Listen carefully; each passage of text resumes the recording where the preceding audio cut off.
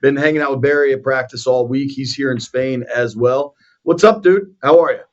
Hola, senors. How are you? We're good, man. I want to get into a column you wrote earlier in the week that I think is really smart. But let's start with just kind of we've been here a while now. What do you think of the NFL landing in Spain and trying to make it work? I'm writing a little bit more about that for the weekend, as you might guess. And this isn't, for us, it's a work trip, and it's kind of like lifting the experience of Ashburn and laying it down at the Real Madrid facility. And we know what a Wednesday's like, and a Thursday's like, and a Friday's not like for an NFL team.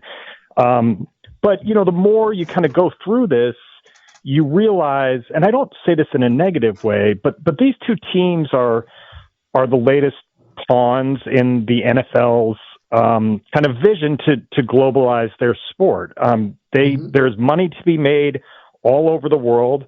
They would be foolish not to go for it. NFL teams have the highest franchise valuation of any American team sport. The Dallas Cowboys are the biggest, most expensive, highest valued franchise in any sport across the world. And in talking to people who are smarter than me and know about this stuff, they are valued so highly because in the future, they expect to really be able to tap into these, really lucrative international markets. So it almost kind of surprises me that Sunday's game is the first game in Spain, because the NFL has been playing these games since 2007 overseas, and it's just going to go further and further away. They're playing in Australia next year.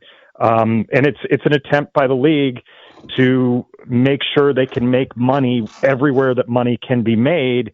And the Commanders and Dolphins are just kind of along for the ride in that process this week. Barry, I did a little football clinic yesterday. There was like 180 kids there. And most of these kids had never really seen football. But there were a select group of these kids who knew everything about every player around, and it was talking about that are on Google and everything else. My nephew plays in a American Football League over here in Europe. He plays in Paris, and there were people that played on the team from Madrid who knew who Austin Mitchell was. You know what I mean? I just think that the NFL they're smart in what they do, because, like, when we were younger, the world was not that close to us. In this day and age, the world is close. Yeah. And the NFL, with their marketing machine, they can get into any situation they want to get into. And I think they're going to grow a lot quicker than what we even think. Well, B, I pointed this out yesterday. I mean, Barry, I certainly want. Think about the fact that this game is the first ever in Spain, and the two starting quarterbacks are from Hawaii. And I understand Hawaii is part of America, but just look at a globe. Yeah. Look at a globe and see what side those two places are on, because it's the opposite. Yes. It's pretty remarkable, man. I mean, there's so much to unpack there, because, Brian, what you're saying about the awareness is really, that's the most important piece. It's less important, and they're doing flag football clinics, and flag football is in the Olympics in 2028 in LA, and that's an NFL-backed initiative. But what's more important than the 180 kids at your clinic from Madrid playing football as a lifelong sport is being engaged as a football fan and being, like you described, aware, because aware not only might turn into, hey, I'm buying a jersey or I'm buying a ticket, which is kind of small potatoes, but it could mean I'm watching TV and I'm riveted to NFL games, whether I get them on Amazon or I get them over some sort of broadcast deal over here. And that increases, if there's awareness and engagement in all these countries, then the NFL is going to make more money selling their international broadcast rights going forward. So it's as much about creating consumers that really care about the players and the stars and the performances as it is about, like, oh yeah, I'm going to grab a helmet and shoulder pads and learn, how to play cornerback. Yeah. See, we played in London in a preseason game in 1992, I think it might have been. or 93 at the beginning of that season after we had won the Super Bowl.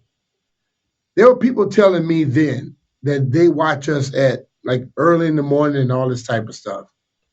I have to believe that has grown exponentially since then. That was in 90. That's almost what? That's 30-something years ago. Right. Well, so it had to have grown, and then all of the different stuff we have now where you can get what you want much quicker, the NFL probably already know where their market is. For sure. And they're where they've established themselves, they're looking elsewhere. I mean, think about that time you're describing, Brian, the early 1990s.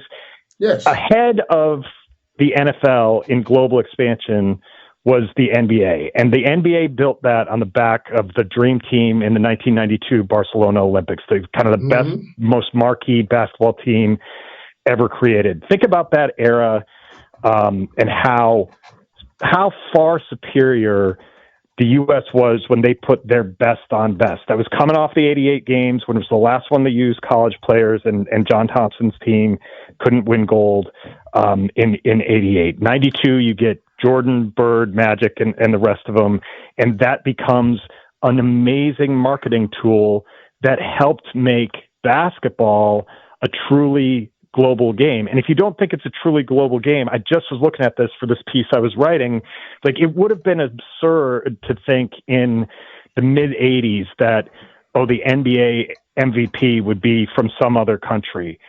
I'm here to tell you that the last 7 NBA MVPs are born outside the U.S. That's crazy. It's only 4 players. SGA is from Canada, and Jokic is Serbian. Giannis is Greek. There's one other one in there. Oh, and Joel Embiid was born in Cameroon. But it does tell you that if you plant the seeds, they really can grow. And that's that's a long, long time ago, Brian. But I'm talking to experts about this stuff. Major League Baseball rosters, hockey rosters, NBA rosters are dotted with players from all sorts of corners of the globe. Who's to say in 15 or 20 years, that there might not be tons of international players on NFL rosters? Just so we're clear, Barry, Canada doesn't count. SGA is one of ours. But I understand your greater point. He went to Kentucky. You go to Kentucky. That's what I'm saying. But I get your point. Those it's other a technicality, sports, but I'll use it to my advantage. Yeah, but those other sports, they normally come to the United States and play basketball. Football is that one sport where there are not many colleges around the world you get to go play it. Right. You come to the United States, or you're from here. Like I said, my nephew plays in a league over here, but it's not all American players. Right. There are a lot of players from over here that are playing now. Well, and that's why you start it at like grassroots level and get kids involved. I think go to the colleges around the world and start putting football in it. Talking with our friend Barry Svrluga from the Washington Post. You can give him a follow at Barry Svrluga, joining us via the Rude Guest Hotline. All right, so you're working on a column about like kind of the state of globalization in the NFL, and to me it almost feels like a quid pro quo as mostly English soccer, but as club soccer has grown to be so big in the States, and a lot of that is just like the accessibility of the English Premier League on NBC, on like main broadcast television all the time. I feel like as that has risen at home, like the NFL has also risen over here. And I think a lot of it is just credit to technology and the world getting smaller as a whole. But you also wrote a column earlier in the week about Washington, about how to make sense of this year in comparison to last year. And it's something Brian's been saying that, prior to the Detroit game, which was a real beatdown, but the last 4 games of the regular season and then the wild card win came down to either the last play of the game or the last minute of the game, and everything broke Washington's way. So you asked a fairly simple question. What was the outlier? This year where things are going poorly, or last year where everything went right? And kind of where did you land on it? I think I wussed out in the columnist way of wussing out and saying I'm not sure. And I think that the rest of the season is going to go a long way toward answering that question. I think we all identified going into the year that we knew how much had gone right last season in health, in schedule, in the backup quarterbacks they played against, in winning all those games from, a Hail Mary to breaking up a 2-point conversion on the last play in New Orleans. All of those things luck-wise went right. The fourth down percentage was, historically high. So you knew, I think, that there would be regression. Now, the biggest regression, I think, has been health. And is that anybody's fault? It's probably nobody's fault. We can debate the Terry thing. I'm not going to, sit here and say he's hurt because he held out. I'm just not in that camp. So what you don't know is what sort of regression would there have been with Jaden healthy the whole time, Terry playing, more than a couple of games. I still think that Dietrich Wise is just a sneaky important injury. And then Armstrong a few weeks later, like you're just getting killed on what was going to be kind of a cobbled together pass rush anyway. I'm really curious because the offseason, this upcoming offseason is going to be so much different than this past offseason because you're going to have real questions about. My question, was it a fluke in 2024 or is 2025 the blip? Because the foundation, and I asked Quinn about this the other day, like, has the 5-game losing streak caused him to think there are foundational problems here? And he was very adamant. He's like, I think it's execution. Like, I think we have the people with the attitude, and I'm paraphrasing, but he believes in his guys. He's not going to throw his guys under the bus, of course, not publicly. But it'll be really, really interesting to see how they address the roster, because another theme that we've talked about ad nauseum is like, well, you've got Jaden on a rookie contract, so you can really go for it. Well, he's not going to be on a rookie contract forever, and you have to be able to build this roster in, I think, a more sustainable way than, oh, here's Zach Ertz on a 1-year deal, and here's Bobby Wagner back on a 1-year deal. Like. What does this team look like in camp in 2026? I think it's a really fascinating thing to look forward to over the end of this year and then in the off season. See, I don't like he didn't answer that question like you wanted him to answer or whatever. But the thing of it is this: what you said about Jaden on a 1-year deal, on a rookie deal, and they can go for it. I have to believe if they looked in the mirror and were honest with themselves. They got away from the plan of building this team properly and tried to go for it. And those 1-year deals help if everybody stays healthy. But once those guys start getting hurt, the backups are nowhere close to where they need to be. So when you look at teams like the 49ers, and you look at teams like the Detroit Lions from last year, Detroit Lions were in the divisional round with like almost 30 players hurt on their team. Washington can't withstand that because they have not built a core well enough just yet. And I understand where they were last year. Of course, you try and go for it. You might catch rocket in the ball, you know what I'm saying? But they missed out on it because the injuries happened, and that destroyed this season. Point blank. An interesting. You might think this is crazy, but the last preseason game was against the Ravens, and I don't remember the score, but Washington got destroyed. And it's very easy to shrug off as like, well, the preseason football doesn't matter, and like it's really for down the roster stuff. And Jaden played one series in 3 preseason games, but I remember there was no way in heck I was going out to that game, but I remember thinking after that game. What that shows is that John Harbaugh and his guys have built depth. Like their threes are killing your threes. And we find out now that matters. Like that stuff really matters. A roster is 53 players. And when you get in a situation like this, and all teams have injuries, I do believe that the Commanders are more severe and at more important positions than normal. But your 2s and your 3s better be better than the other guy's 2s or 3s and be able to hang with the 1s, or you're going to have a tough time. Totally. See, I look at, like, Jay and we talk about this a lot. Every year, Pat Mahomes probably played more preseason games than the average quarterback in the league. But everybody is telling me about how important the quarterback is and who you can't get hurt. But Pat Mahomes, who has proven to be the best overall around anybody in the league right now, he plays more preseason than most starting quarterbacks.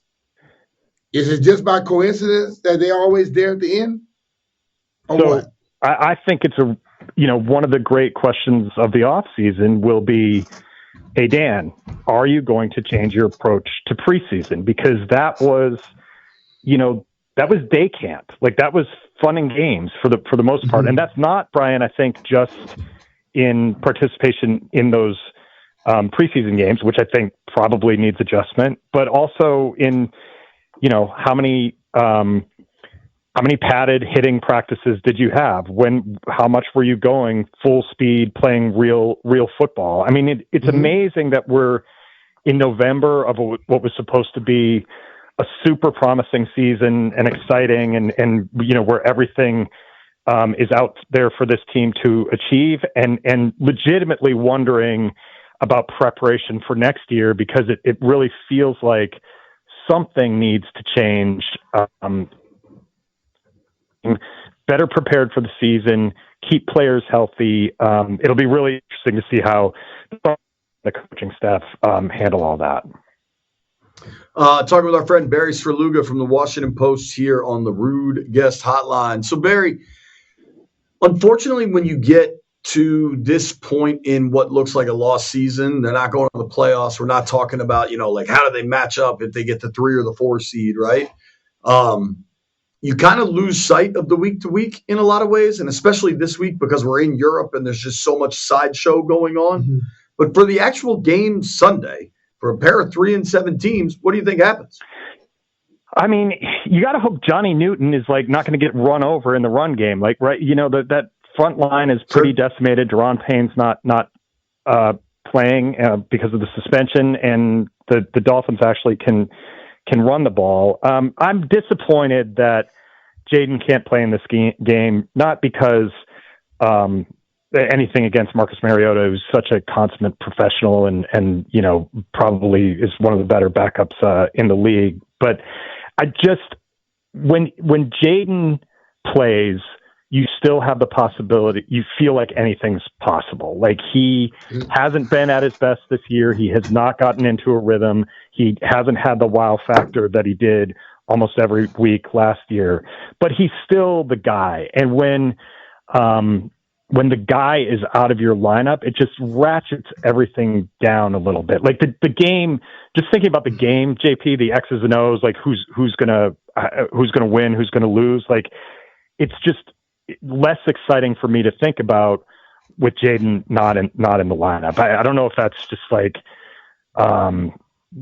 of that's fair. I mean, when he's right, he's one of the most exciting players in football. Right, exactly. Yeah. And we just haven't gotten in a rhythm with that this year. And I just think it's I hope that he comes back and I hope that he plays, not just because that's important for the team's development and for his development, but because watch him play football, man. It's fun to watch him play football. And I think that, it's too bad that the Spanish market doesn't get to see that. Because, even if you're not super into it's 3rd and 11, that's really difficult to convert and you don't know all the ins and outs, athletic greatness when you see it. And he's a guy that jumps off the page when he's right. Well, I'll tell you this. When before we knew what we were going to be playing here, I had heard that Jaden had been over here marketing and doing stuff for the NFL. Jaden Daniels is what you see around this town promoting this game. Totally. So he was the guy making everybody get ready for this thing, and I'm sure even the people here miss him not being in this game. It was funny going to this flag football thing today with all these little kids, talking with players and coaches, commanders, staffers. It was we got to turn up for this because there's a very good chance it's the first experience these kids will ever have with the NFL, and it's certainly possible, if not probable, it could be the only experience. You know what I mean? Yeah. And you do wish Jaden was a part of that, but that's life in the big city, man. All right, Barry, we'll maybe see you tonight. We'll maybe see you tomorrow. We'll certainly see you Sunday. Sounds good, man. Have a good time here, guys. All right. Hi, brother. That's our friend Barry Svrluga. Give him a follow at Barry Svrluga, Svrluga.